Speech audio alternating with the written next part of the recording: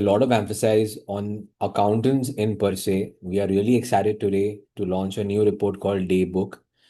Once you update the application under report section in financial ledger menu, there's a new option in the report called Daybook. Now we do understand someone wants to give an MIS report to their management or their seniors for all the transactions done at a very specific date. Prior to this, individuals had to log in into the financial ledger, general ledger report output and change to one singular date from and to date menu. Now that has been eradicated and a new presentation output has been provided in this specific report called Daybook. So in case if you will wish to view a very specific transaction date for a singular date, please mention the date of the report you want to load this report for and hit on OK.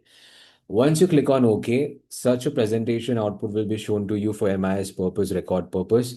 And in this report, we have four varieties of transactions recorded directly reflected from the financial ledger, general ledger report.